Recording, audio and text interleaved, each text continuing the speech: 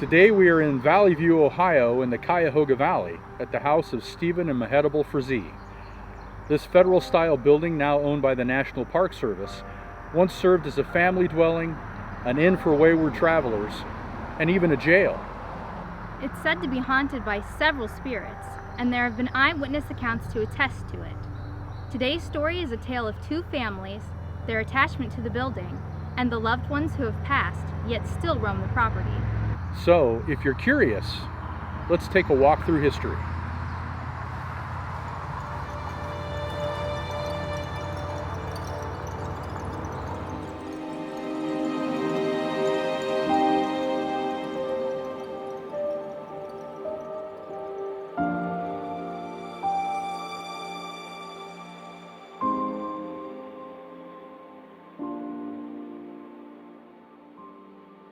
The Frazees originally settled in the Western Reserve in a log cabin in 1806.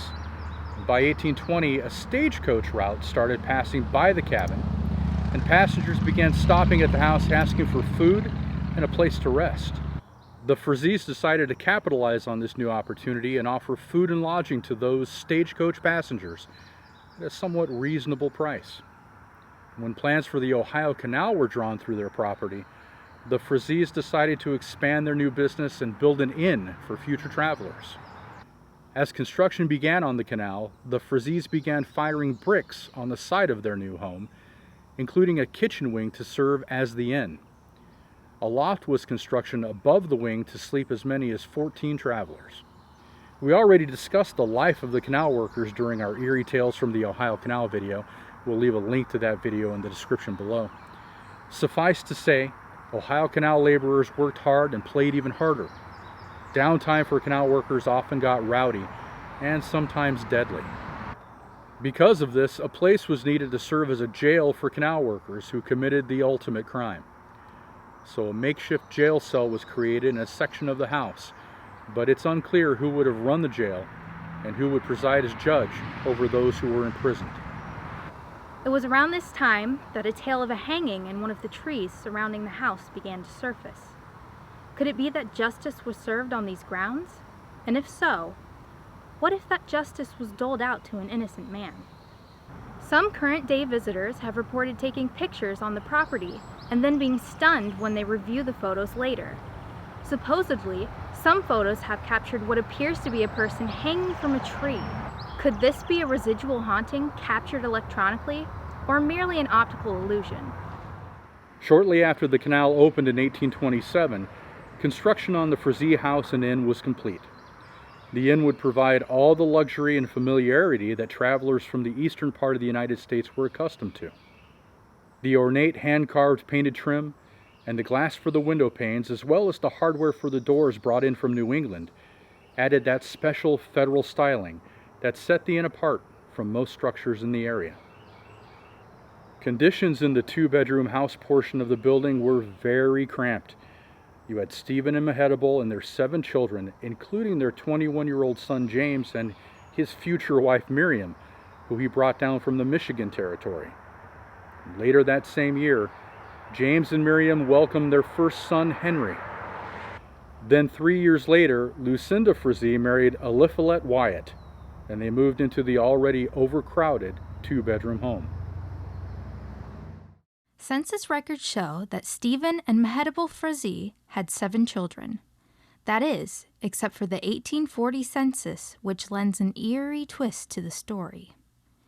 One child, 5-year-old Calvin Frazee, appears in a census report in 1840, but that was the last census where his name appears, and there is no record of his fate. So, what happened to the boy? No tombstone has been found bearing his name, nor any mention in the annals of history of an illness killing the child. It is as if he never truly existed in the first place. Some residents today claim to hear the giggling sound of a young boy in the long-forgotten cemetery near the Frazee house. And researchers have captured orbs and photos of the path leading up to the cemetery.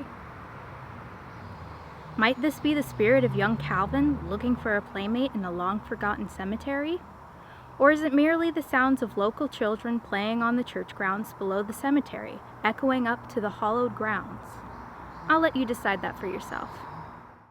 The Frazee family had moved into separate households, and by the 1860s, the property became too much for Stephen and Mehedable to care for. So on December 16, 1860, they sold the house and 134 acres of land to John Heinton and his wife Elizabeth for $3,500. Mehedable Frazee passed away in September of 1864, and Stephen followed 4 years later. Mehedable was 78, and Stephen was 87.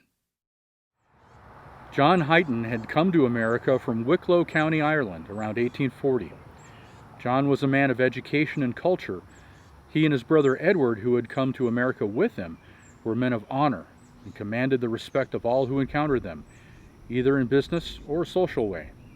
John purchased the land as a business opportunity due to the proximity to the Ohio Canal, but in September of 1861, less than 2 years after moving into the Frazee house, John Heinton himself passed away at the age of 56, leaving his wife Elizabeth to run the farm with the help of her children and brother-in-law. The expectations of the Heinton family ebbed and sank with the demise of the Ohio Canal and the untimely death of John Heinton. The high hopes of improving his fortune with the purchase of the Frazee house and land never materialized.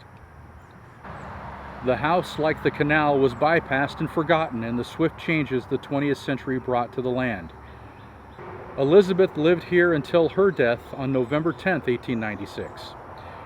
She is buried with her husband in Tinker's Creek Cemetery, high on a bluff overlooking the canal. So today the property is owned by the National Park Service and is said to be haunted.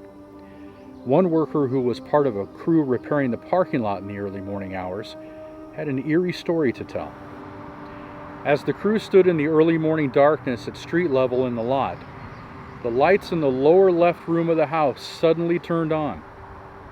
The crew stood there looking at each other in amazement, knowing that no one lived in the house and no one from the crew ever entered the building. The worker walked up the embankment to the house and peered in, but saw nothing. As he ventured back down the hill towards the other crew members, he turned to look again at the building, and the light went out. After the shock subsided, the workers joked with each other that they woke up the ghost. But what ghost were they referring to? Well, the story goes that the hauntings of the Frazee house began after the death of John Heinton. Legend has it that a dark figure of a man wanders these grounds. It's unclear, however, if that dark figure is the spirit of John Heinton or Stephen Frazee. Whomever the spirit is, he refuses to leave. He is said to be a defiant spirit, letting visitors know that they are trespassing on private land. Of course, many dismiss this as utter nonsense. Skeptics claim there is no dark figure roaming the grounds, or an apparition of a man hanging in the tree, or giggles from a young boy's spirit looking for a playmate. I wonder if these non-believers would have the courage to spend the night alone here at the Frazee house. Would you? Thanks for joining us today, folks. We hope you enjoyed the video. Go ahead and follow us on social media. We now have a Patreon and merchandise, so get some if you can. It'll all be linked down in the description below. As Dean would say, remember to like, subscribe, comment, and click the notification bell. And we'll see you next time as we explore more curious history. Take care.